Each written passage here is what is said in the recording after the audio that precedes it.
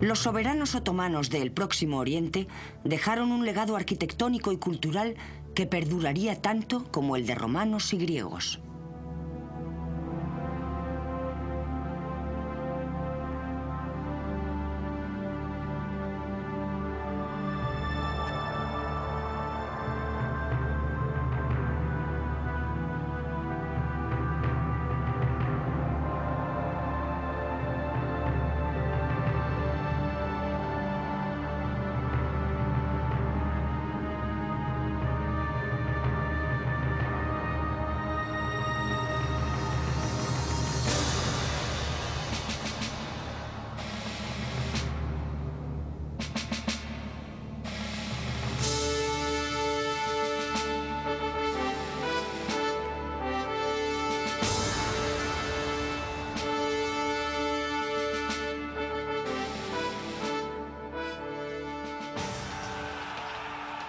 El pintoresco reino de los otomanos abarcó periodos de conflicto como las cruzadas.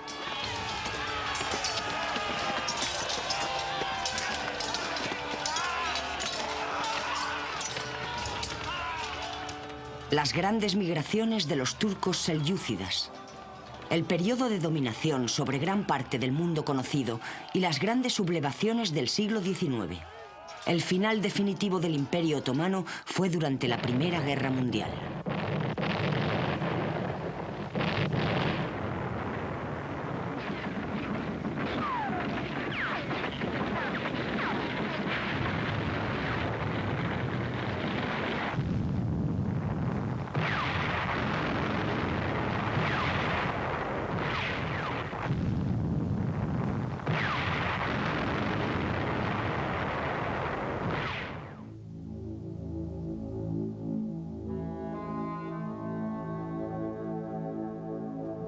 Pero antes de que los pueblos otomanos alcanzaran importancia, existieron grandes civilizaciones en la región conocida hoy como Turquía.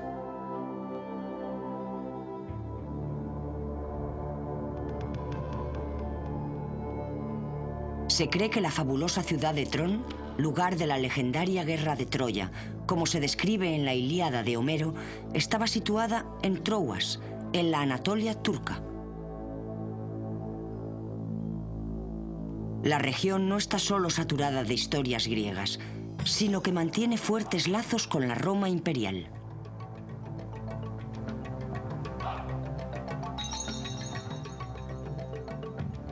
Tras dividirse el Imperio Romano en Oriente y Occidente, en el tercer siglo después de Cristo, el emperador Constantino fundó Constantinopla, hoy Estambul, donde estaba la antigua Bizancio.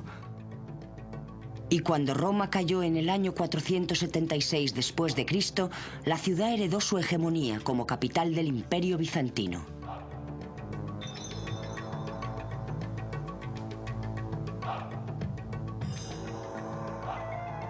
El Imperio Bizantino se mantuvo durante casi un milenio y alcanzó su esplendor bajo el poder de los otomanos.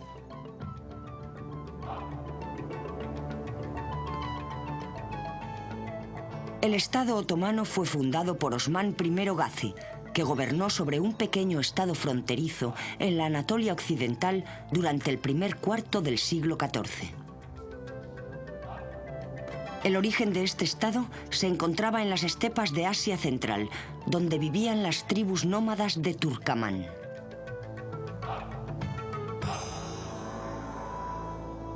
Entraron en la historia como refugiados, huyendo hacia Occidente para ocupar las tierras y adelantándose a las grandes migraciones de los mongoles.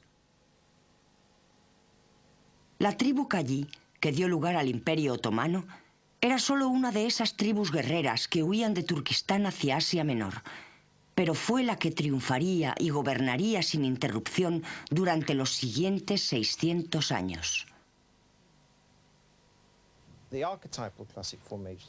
El arquetipo clásico de formación era el de un estado gazi. Era un estado fundado y extendido por los gazis que luchaban por la fe islámica en las fronteras del mundo islámico y contra el cristianismo. Por otra parte, yo no diría que los otomanos creían en sí mismos, pero puede decirse con certeza que tenían la habilidad de aprovecharse de las divisiones de sus vecinos. especialmente en el periodo de formación, en los siglos XIV y XV. Al principio ocuparon una posición central. Por un lado, contra otros turcos a su retaguardia, y por otro lado, contra unos Balcanes política y socialmente fragmentados. Es decir, el mundo medieval balcánico. Conquistaron los Balcanes en el siglo XV, no en calidad de conquistadores musulmanes, sino como un grupo más de los que entraban en el gran juego de relaciones políticas de los Balcanes. Es un gran error mirar el pasado desde la perspectiva del siglo XX. Por un lado los otomanos y los turcos, y los serbios y los gobernantes bosnios por el otro. Los soberanos serbios de este periodo se emparentaron con la dinastía otomana, formaron alianzas con ellos para reforzar sus propias posiciones, pero al final fueron superados por mejores jugadores y elementos más potentes. Después de 1453 tenemos ya el clásico y casi universal imperio islámico formándose a sí mismo. La vida de estas tribus gazi se basaba en la guerra y en el pillaje. Y después de asaltar el importante centro musulmán de Bagdad, en el año 1055 después de Cristo, avanzaron por la Anatolia oriental, invadiendo territorios pertenecientes al poderoso imperio bizantino. A mediados del siglo XIII, Anatolia oriental estaba casi por completo en manos de los gazi turcos.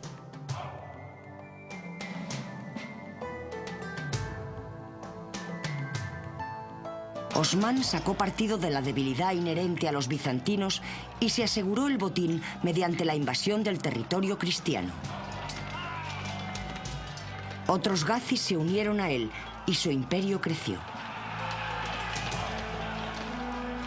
Las conquistas de Osmán en Anatolia fueron coronadas con la de la capital de la provincia, Bursa, por parte de su hijo Orhan. Esto supuso el control de los otomanos sobre los sistemas administrativos, financieros y militares bizantinos. Y así comenzó la tradición otomana de expandirse por la fuerza a costa de los estados cristianos.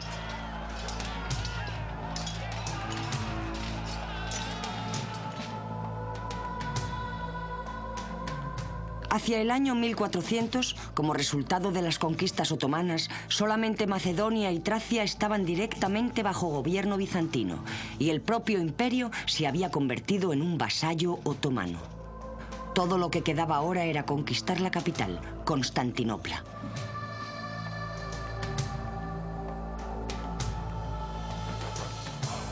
La transformación del Principado otomano en un vasto imperio que cubría Europa suroriental, Anatolia y el mundo árabe se llevó a cabo en 3 significativas campañas entre los siglos XIV y XVI. La más importante de las cuales fue el saqueo de Constantinopla en 1453.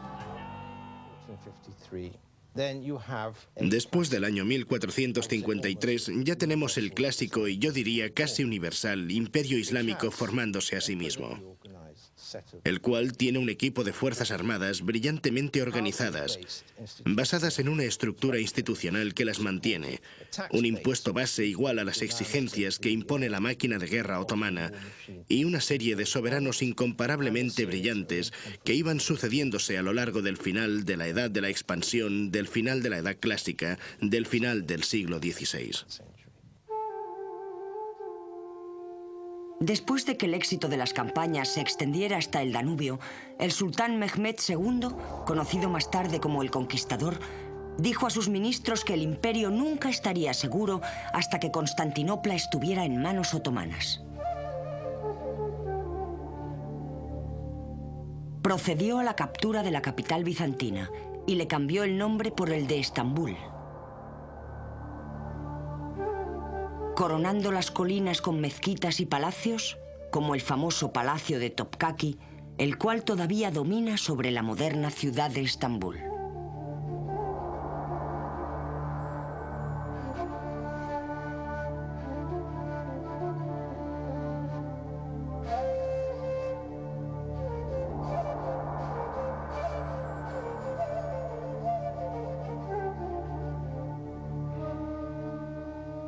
La captura por parte de los otomanos de la primera capital bizantina infundió terror y desconfianza a la Europa cristiana. El Islam tenía ahora un pie en Europa y otro en Asia. Las conquistas posteriores al siglo XVI significaron el avance del imperio en el territorio cristiano, hasta alcanzar su apogeo bajo Solimán el Magnífico. Los logros del Imperio Otomano fueron enormes. Poseían el ejército más organizado, equipado y eficiente de aquel tiempo, lo que les llevó a la expansión del Estado. Era el imperio más poderoso de su época. Para hacernos una idea de la extensión del imperio, hay que decir que gobernaron sobre toda la moderna Europa del Este, así como en Siria, Líbano, Egipto, Libia, Túnez y Argelia. Fue el imperio más grande y poderoso de su tiempo y consiguieron atemorizar el espíritu de la Europa cristiana. En tiempos de Solimán, el imperio en sí mismo era el estado más avanzado del mundo. Las ciudades eran grandes, tenían buen alcantarillado, bibliotecas, universidades, y el Estado estaba organizado. La burocracia era sólida y organizó con eficiencia una población de más de 20 millones de personas, lo cual era mucho para el siglo XVI. En el Imperio Otomano había muy pocas sublevaciones y era relativamente estable. La adición de las tierras árabes transformó el imperio, que pasó de ser un estado gazi a un califato islámico. Solimán llegó a ser conocido como el protector de las ciudades santas Medina y la Meca, y se le llamó Padasha, Shah de los Shahs.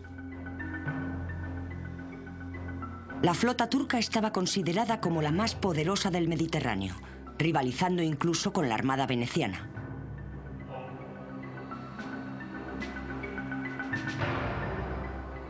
Dos siglos de conquistas y expansiones continuas transformaron el Imperio Otomano en el mayor de su época.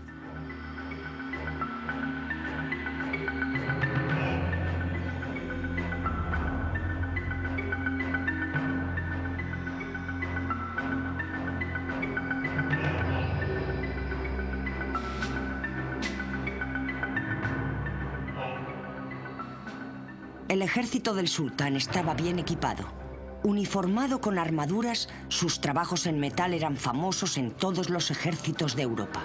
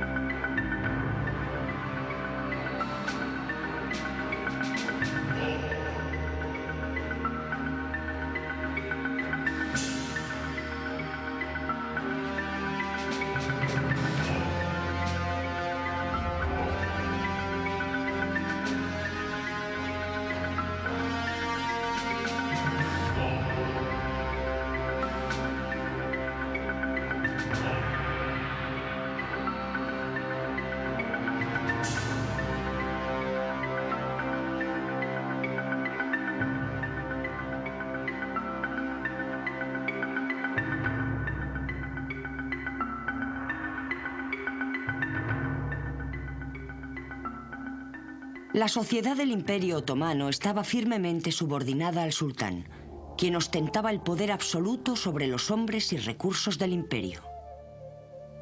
Toda la autoridad suprema residía en un solo hombre. La sucesión en el Imperio Otomano era inusual, ya que ésta no recaía necesariamente sobre el primogénito, sino que tal elección era una decisión divina.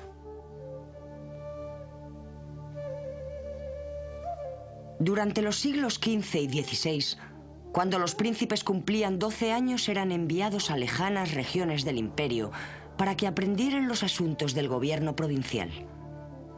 Y generalmente, el hijo que llegaba primero a Estambul tras la muerte del sultán era quien heredaba el título. Mehmet el Conquistador promulgó una ley secular sultánica de fratricidio, el kanuname, inspirada en una antigua costumbre turca. La primera tarea del nuevo sultán era ordenar la ejecución de sus hermanos. Esta ley pretendía proporcionar estabilidad asegurando una única línea de sucesión y previniendo guerras civiles por odios de sangre entre los herederos. La conjunción de gobernantes poderosos y de una fuerte infraestructura estatal en términos burocráticos, fuerzas militares y estructura social favoreció y armonizó con este modelo de fuertes gobernantes, modelo que es casi único en la historia de Oriente Medio y que estuvo vigente durante un larguísimo periodo de tiempo de 2 siglos y medio, es decir, desde la Alta Edad Media hasta principios de la Edad Moderna. Una vez entramos en la época de finales del siglo XVI, lo que podríamos llamar una época de sultanes débiles o incompetentes, entonces reaparece el patrón clásico. La infraestructura, la estructura institucional del Estado, de la burocracia e incluso de las fuerzas militares, las cuales sufrieron una revolución en este momento. Yo resaltaría principalmente la burocracia financiera, la parte menos apreciable para un observador, pero con mucho la más significativa a la hora de mantener unido el imperio, aumentar los ingresos e idear estratagemas para la supervivencia y continuidad del Estado durante los siglos XVII y XVIII.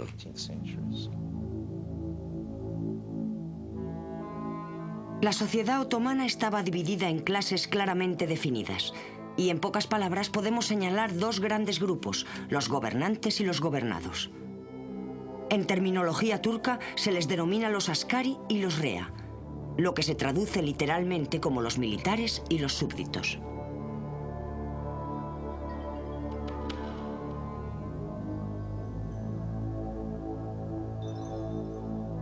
La espina dorsal de los askari estaba formada por los deushomi, jóvenes campesinos cristianos recogidos de los pueblos del imperio a modo de impuesto. Llevados al palacio de Topkaki en Estambul, sin poder volver a ver a sus familias, los muchachos sufrían un entrenamiento largo y arduo, bajo una estricta disciplina.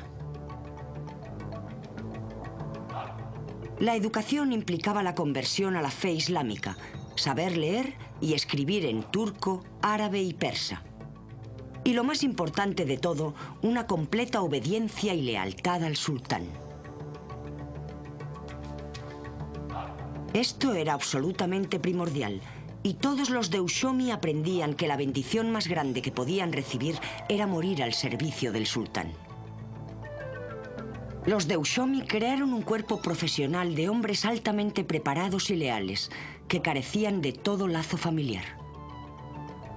Dedicados al servicio del sultán y a pesar de su categoría de esclavos, disfrutaban de una inmensa riqueza y poder como élite de la clase gobernante otomana.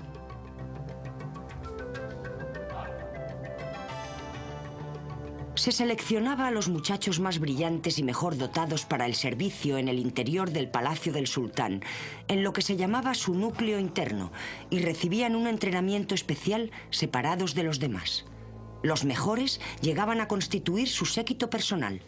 Nunca eran más de 39, y este era el rango más alto al que un deushomi podría aspirar, además de poder llegar a ser el gran visir, que era elegido de entre estos 39 y que se convertía en la mano derecha del sultán. La mayoría de los deushomi, de los que se reclutaban hasta 3000 a la vez, abandonaban los límites de palacio para desempeñar un servicio en el exterior y se convertían en instrumentos del gobierno provincial, los genízaros o guardia montada del sultán. Los genízaros, oficiales del ejército, fueron de vital importancia en la continua expansión del Imperio Otomano. En un principio se creó este cuerpo con los prisioneros de guerra del sultán, que habían sido capturados en la toma de Adrianópolis en 1369 y se convirtieron en la base del ejército otomano.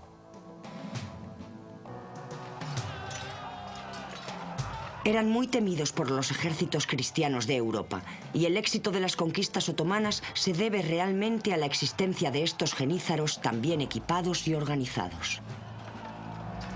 Aunque los genízaros no podían contraer matrimonio, se les compensaba con un gran poder.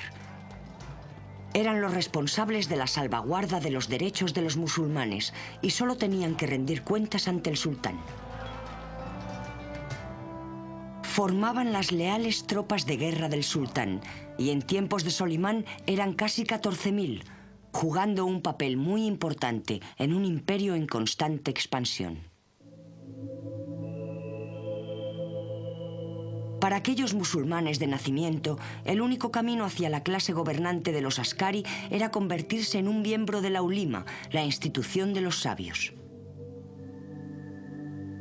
La ulima la constituía un grupo de hombres doctos, educados en instituciones musulmanas, y de allí salían los eruditos, profesores, abogados y jueces del Imperio Otomano. Su trabajo consistía en propagar por el imperio la fe islámica y hacer cumplir las leyes y enseñanzas religiosas. Ser miembro de la ulima conllevaba la ventaja fiscal de estar exento de impuestos, pero no tenían la misma autoridad y prestigio que los genízaros.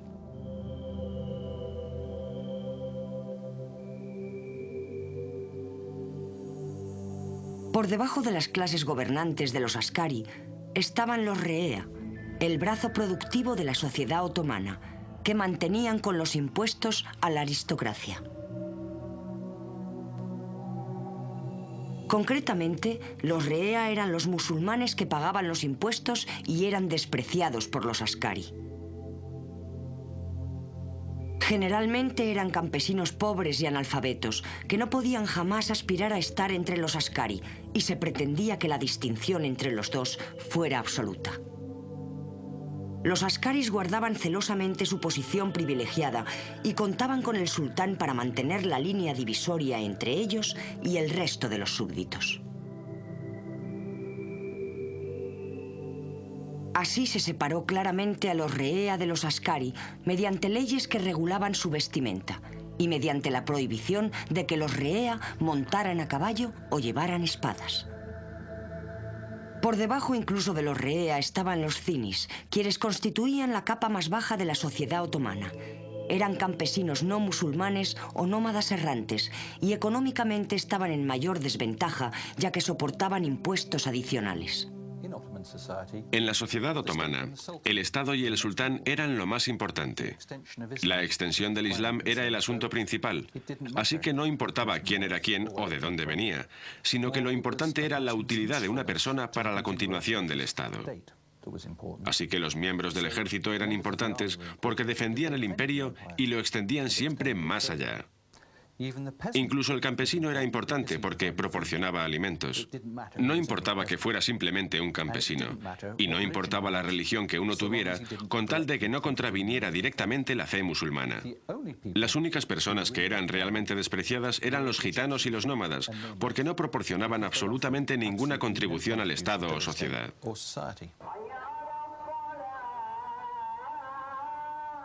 La religión era un aspecto importante de la vida otomana. Las creencias en el Imperio Otomano no eran normales en su época, ya que practicaban una gran tolerancia religiosa.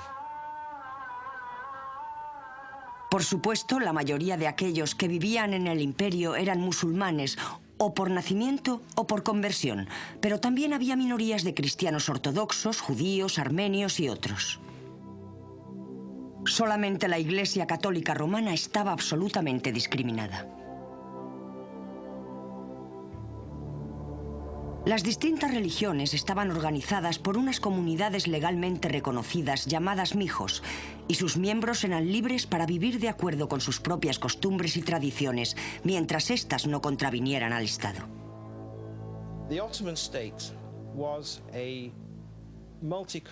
El Estado otomano era multiconfesional y multiétnico.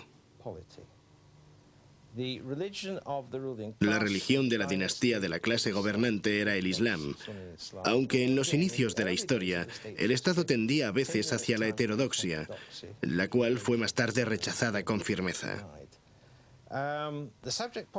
La población estaba totalmente mezclada. No hay duda de que en los primeros 150 años del imperio, la mayoría de la población no era musulmana, especialmente en los Balcanes. Más tarde, a través de la migración, la conversión y especialmente la conquista de las así llamadas provincias árabes, Egipto, Siria y más tarde Irak, la balanza se inclinaba mucho más hacia el componente musulmán del imperio, demográficamente hablando.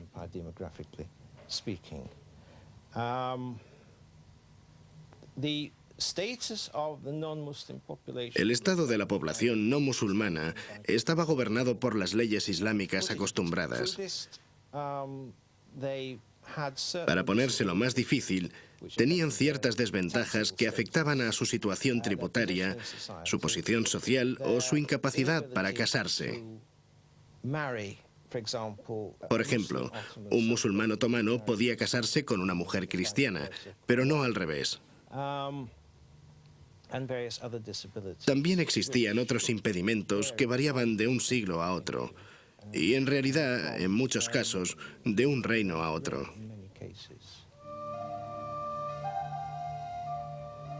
De todos modos, a pesar de esta indulgencia religiosa, la fe islámica estaba fielmente protegida en el imperio por la Sharia, la ley islámica sagrada. La Sharia era de capital importancia en el sistema de vida otomano y proporcionaba el único control del poder del sultán. Incluso la expansión del imperio dependía de la Sharia. El Corán establecía que tenían el derecho sagrado de extender el territorio musulmán por las tierras no musulmanas.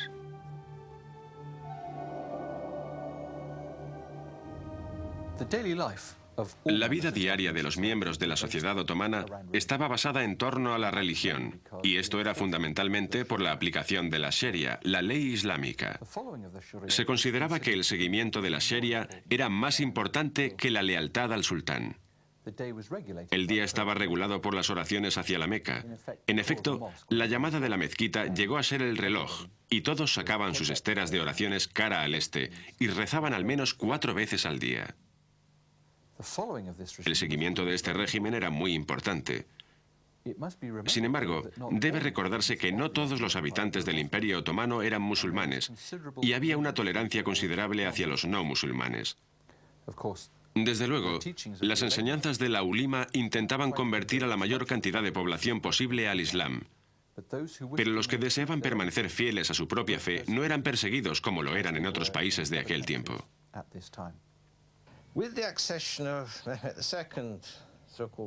Con la llegada del segundo conquistador en 1451, podemos empezar a hablar de un absolutismo sultánico. Aunque incluso allí, a pesar del poder del soberano, de su absoluto poder sobre su propia casa, hombres y sirvientes, y a pesar de su incontestado papel como soberano del Estado, a pesar de todo ello, se encontraba limitado en lo que podía o no podía hacer por la ley islámica, la Sharia, y por las leyes acostumbradas.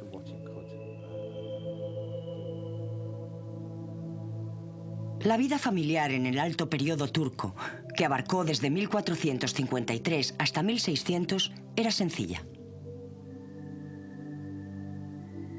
Había unas pocas familias poderosas, ya que no era una aristocracia hereditaria, y el jefe de la casa tenía autoridad absoluta sobre todas las generaciones bajo su techo, que podían ser 2 o 3.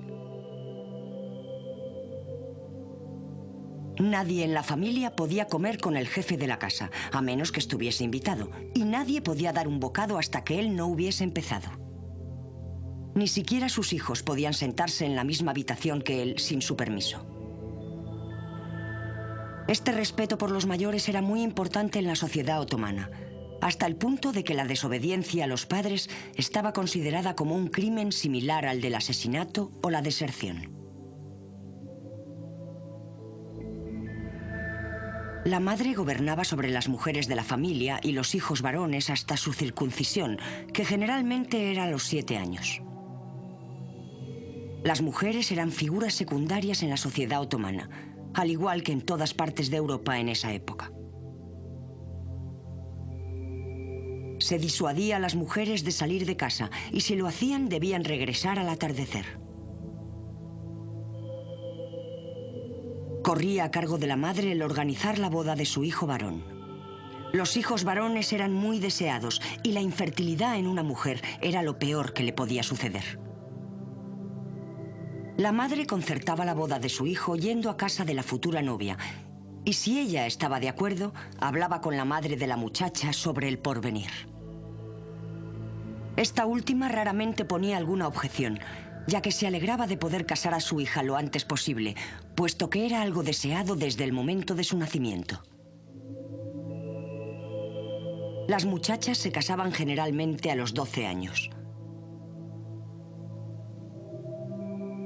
Ni el novio ni la novia tenían nada que decir con respecto a con quién se iban a casar, y a menudo no se veían hasta después de una larga ceremonia matrimonial.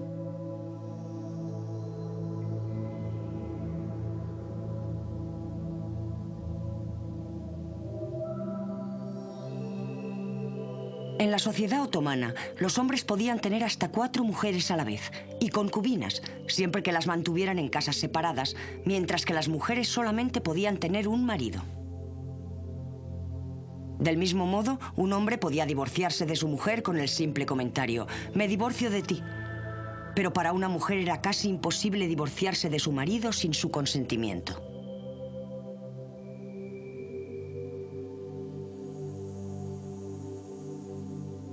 Los hombres del Imperio Otomano llevaban una vestimenta muy elaborada. Consistía en unos pantalones bombachos con una camisa y un dolmen, un fajín alrededor de la cintura. Y si era rico, un caftán con calcetines de piel, zapatillas y un turbante. La barba no era obligatoria, pero la mayoría de los hombres de aquel tiempo la llevaban. La vestimenta de las mujeres venía determinada por su posición social. Las campesinas llevaban pantalones largos hasta los tobillos, un blusón largo y normalmente iban descalzas. Las mujeres de un nivel más alto llevaban vestidos más elaborados, a base de pantalones cubiertos con un blusón de gasa ribeteado con bordados, un chaleco abotonado ceñido con mangas largas y un caftán largo y cerrado en los tobillos, sujeto con un cinturón. Las mujeres llevaban tantas joyas como les era posible, generalmente todo lo que poseían, y las pobres llevaban monedas de oro en sus pañuelos, lo que representaba toda la riqueza de la familia. El comercio era extremadamente importante para el Imperio Otomano. En primer lugar, creo que sería correcto decir que el Imperio Otomano, tal y como se desarrolló, llegó a ser una economía de mando. Los precios se fijaban desde el poder central. El gobierno central controlaba lo que se podía importar y exportar, y el Estado procuraba proporcionar facilidades, protección y salvoconductos a los mercaderes que venían al imperio desde el exterior. Al principio, lo que fue una concesión de privilegios por parte del sultán hacia lo que se consideraba como elementos externos más débiles e inferiores, fue lo que introdujo mercancías necesarias para el comercio, por ejemplo, plomo y estaño de Inglaterra, que eran muy valiosos para los otomanos como munición para la guerra que mantenían en Europa Central. Y por supuesto había un comercio de exportación que solo se desarrolló realmente a finales del siglo XVIII, orientado hacia productos de exportación tal y como se entendía en términos de imperialismo europeo: tabaco, algodón procedente de Egipto y mercancías de este tipo. Las propias rutas comerciales eran antiguas rutas preotomanas, y dentro del vasto imperio otomano, las principales rutas comerciales iban desde Estambul, a través de Anatolia, hacia Persia y el lejano oriente. En los Balcanes, desde Estambul hasta la costa occidental del Mar Negro y hacia Polonia y Crimea. Las rutas mercantiles rodeaban el mar Egeo y llegaban hasta las tierras eslavas. En el Mediterráneo, llegaban concretamente hasta Venecia. Las excelentes relaciones entre el Imperio Otomano y Venecia fueron de una importancia significativa. La conquista de los Balcanes abrió nuevas rutas terrestres para la importación de productos de Europa, mientras que los artículos de lujo como algodones, sedas, especias, arroz, azúcar y jabón se importaban desde Oriente. El emplazamiento turco en la ruta de la seda hacia China significó el auge de la industria textil, y todavía hoy el país sigue siendo famoso por su producción de alfombras. La fabricación de alfombras comenzó como una artesanía popular, pero evolucionó convirtiéndose en una técnica artesana altamente desarrollada. A medida que se hacían mayores intercambios culturales entre las ciudades y el imperio se expandía por el Azerbaiyán y Egipto, los tejedores turcos fueron adoptando nuevos colores y técnicas. El tinte vegetal rojo de Persia daría a las alfombras turcas su color característico y se convirtió en un secreto arduamente guardado. Pero fue la combinación de los adornos de nudo persa, la sedosa lana egipcia y los modelos tradicionales turcos lo que configurarán la manifestación más refinada del arte otomano. Los modelos de las alfombras incluían hojas, rosetones, zarcillos y flores naturalistas.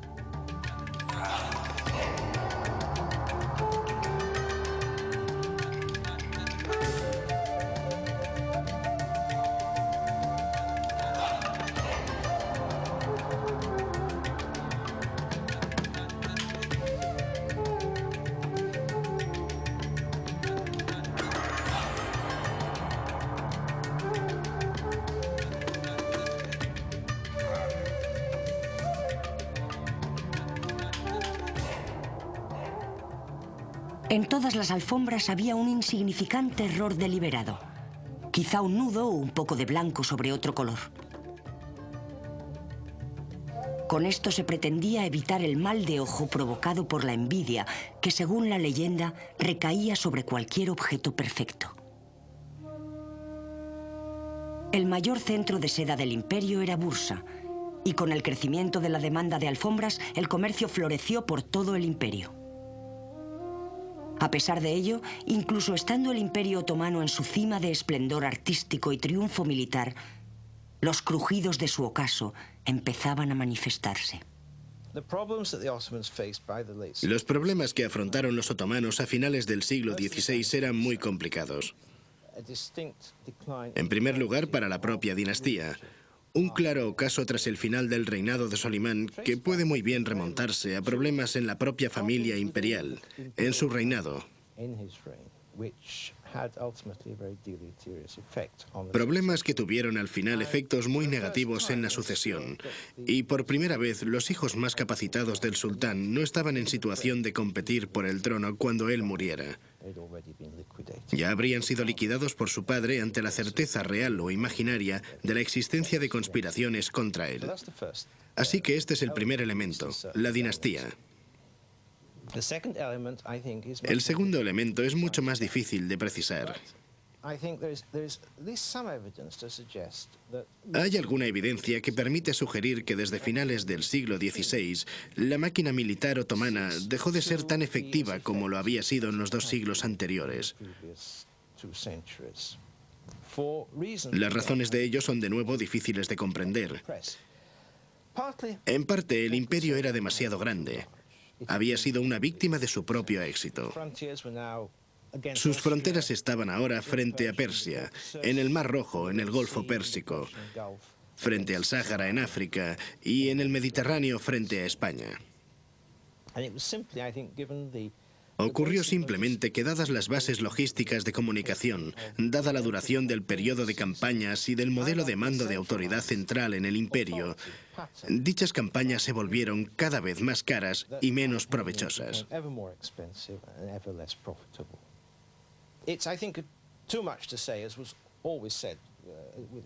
El influjo de la plata española procedente del Nuevo Mundo, que se introducía en la economía otomana de finales del siglo XVI, tuvo de hecho un efecto de inflación que arruinó toda la estructura gubernamental. El apture, la moneda básica de cambio, que había existido más o menos sin modificaciones de peso desde 1300 hasta 1566, empezó a depreciarse y rebajarse. La plata extranjera entró a raudales. Al final, el dólar alemán resultó un artículo de importación muy importante. La economía se colapsó, la moneda se depreció, los salarios de los oficiales tenían en efecto cada vez menos poder adquisitivo. Y de nuevo la estructura empezó a desmoronarse como resultado de todo ello. El Imperio Otomano empezó a perder esos elementos constitutivos que habían hecho de él algo único y aparentemente invulnerable. A medida que unas generaciones daban paso a otras, los elementos de la estructura clásica se iban disipando, se perdieron y olvidaron, hasta que al final la gente solo tenía memoria de lo que ellos creían que habían sido. La historia del Imperio Otomano a finales del siglo XVIII y en el siglo XIX es un intento por parte del imperio de reinventarse a sí mismo sobre una base muy diferente de lo que había sido. La dinastía continuó existiendo durante este periodo. Continuidad de la dinastía sí, continuidad de la institución, por supuesto que no. Durante los siglos XIX y XX, los países de Europa Occidental comenzaron a desarrollarse con la revolución industrial. Desafortunadamente, el Imperio Otomano no avanzó en la misma proporción, quedándose atrás. Empezaron a importar productos manufacturados de Europa y sus propias industrias entraron en declive. A medida que los países europeos iban creciendo en poder, conquistaron la tierra que los otomanos les habían arrebatado. Y para finales del siglo XIX todo esto acabó en disputas sobre los Balcanes, en las que Turquía se vio involucrada. Incluso antes de la Primera Guerra Mundial, el daño causado al imperio era irreparable. La llegada del siglo XIX y la devastación de la Primera Guerra Mundial causaron el derrumbamiento del Imperio Otomano.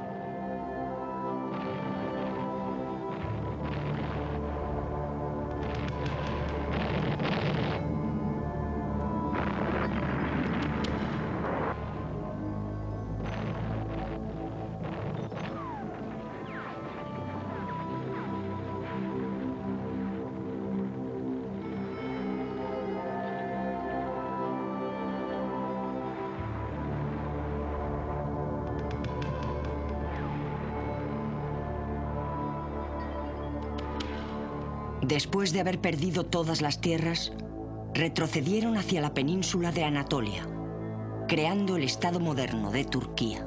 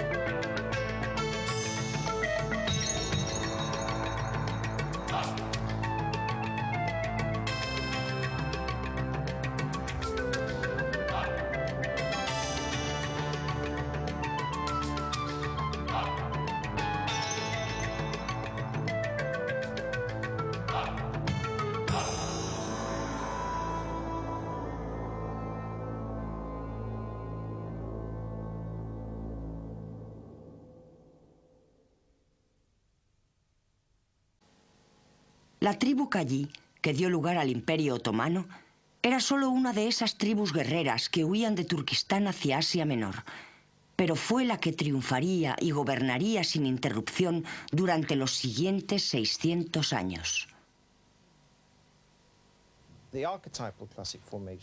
El arquetipo clásico de formación era el de un estado gazi. Era un estado fundado y extendido por los gazis que luchaban por la fe islámica en las fronteras del mundo islámico y contra el cristianismo. Por otra parte, yo no diría que los otomanos creían en sí mismos, pero puede decirse con certeza que tenían la habilidad de aprovecharse de las divisiones de sus vecinos, especialmente en el periodo de formación, en los siglos XIV y XV. Al principio ocuparon una posición central. Por un lado, contra otros turcos a su retaguardia, y por otro lado, contra unos Balcanes política y socialmente fragmentados. Es decir, el mundo medieval balcánico. Conquistaron los Balcanes en el siglo XV, no en calidad de conquistadores musulmanes, sino como un grupo más de los que entraban en el gran juego de relaciones políticas de los Balcanes. Es un gran error mirar el pasado desde la perspectiva del siglo XX. Los soberanos otomanos del Próximo Oriente dejaron un legado arquitectónico y cultural que perduraría tanto como el de romanos y griegos.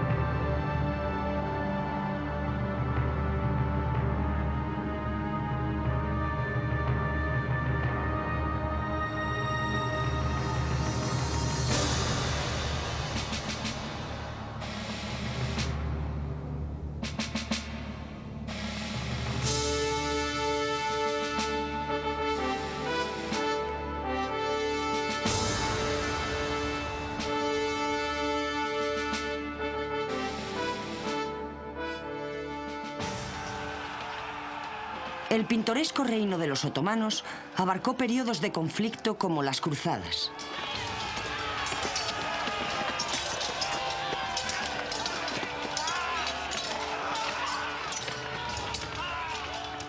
Las grandes migraciones de los turcos selyúcidas. El periodo de dominación sobre gran parte del mundo conocido y las grandes sublevaciones del siglo XIX. El final definitivo del Imperio Otomano fue durante la Primera Guerra Mundial.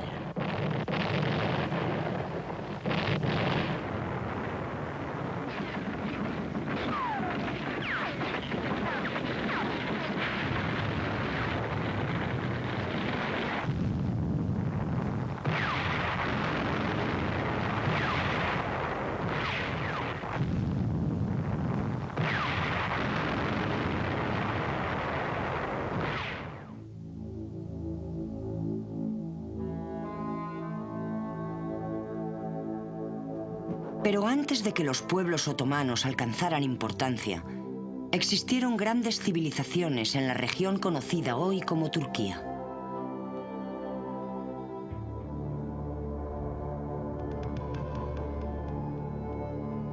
Se cree que la fabulosa ciudad de Tron, lugar de la legendaria guerra de Troya, como se describe en la Ilíada de Homero, estaba situada en Troas, en la Anatolia turca. La región no está solo saturada de historias griegas, sino que mantiene fuertes lazos con la Roma imperial. Por un lado los otomanos y los turcos, y los serbios y los gobernantes bosnios por el otro. Los soberanos serbios de este periodo se emparentaron con la dinastía otomana, formaron alianzas con ellos para reforzar sus propias posiciones, pero al final fueron superados por mejores jugadores y elementos más potentes. Después de 1453 tenemos ya el clásico y casi universal imperio islámico formándose a sí mismo. La vida de estas tribus gazi se basaba en la guerra y en el pillaje. Y después de asaltar el importante centro musulmán de Bagdad, en el año 1055 después de Cristo, avanzaron por la Anatolia oriental, invadiendo territorios pertenecientes al poderoso imperio bizantino. A mediados del siglo XIII, Anatolia oriental estaba casi por completo en manos de los gazi turcos.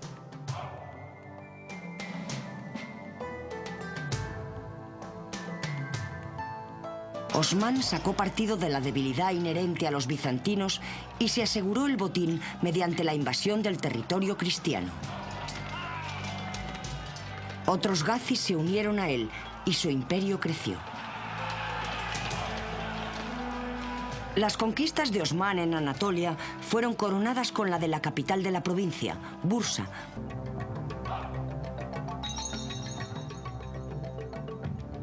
Tras dividirse el Imperio Romano en Oriente y Occidente, en el tercer siglo después de Cristo, el emperador Constantino fundó Constantinopla, hoy Estambul, donde estaba la antigua Bizancio. Y cuando Roma cayó en el año 476 después de Cristo, la ciudad heredó su hegemonía como capital del Imperio Bizantino.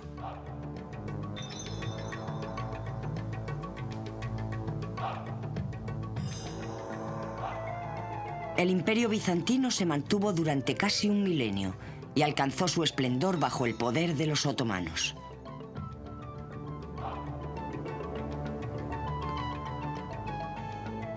El Estado otomano fue fundado por Osmán I Gazi, que gobernó sobre un pequeño estado fronterizo en la Anatolia occidental durante el primer cuarto del siglo XIV. El origen de este estado se encontraba en las estepas de Asia Central, donde vivían las tribus nómadas de Turkamán.